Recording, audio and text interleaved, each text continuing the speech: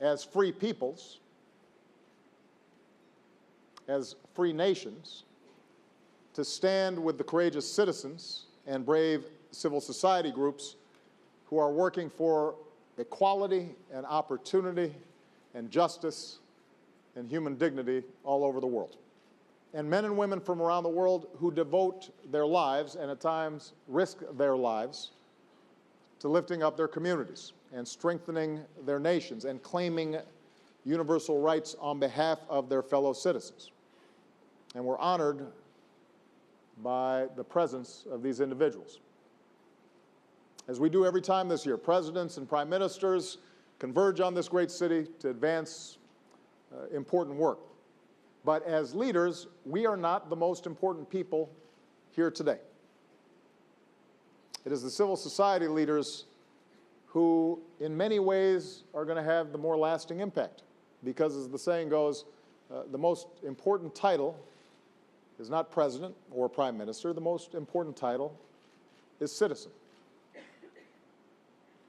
It is citizens, ordinary men and women, determined to forge their own future, who throughout history have sparked all the great change and progress.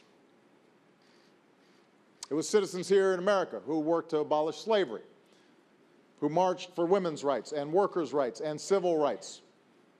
They are the reason I can stand here today as President of the United States. It's citizens who, right now, are standing up for the freedom that is their God-given right.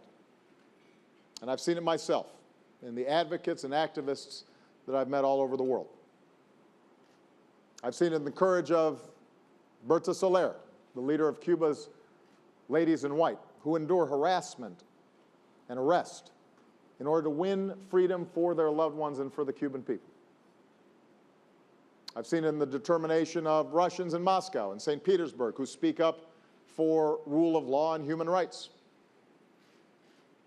I've seen it in the passion of advocates in Senegal who nurture their democracy, and young Africans across the continent who are helping to marshal in Africa's rise.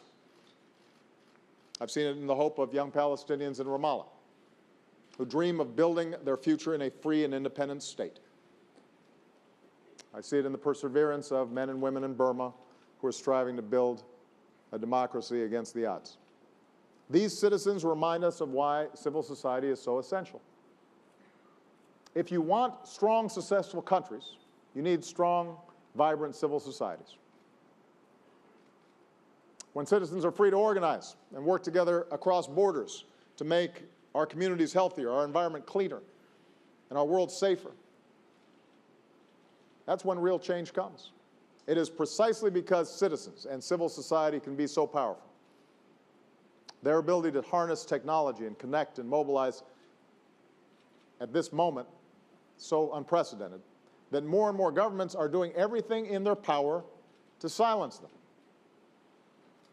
From Russia to China to Venezuela, you are seeing relentless crackdowns vilifying legitimate dissent as subversive. We stand in solidarity with those who are detained at this very moment. In Venezuela, Leopoldo López, and so many others.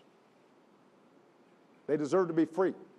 From Hungary to Egypt, endless regulations and overt intimidation increasingly target civil society. And around the world, brave men and women who dare raise their voices are harassed and attacked and even killed. So today we honor those who have given their lives. No matter how dark the hour, we remember the words of Dr. King. The time is always ripe to do the right thing.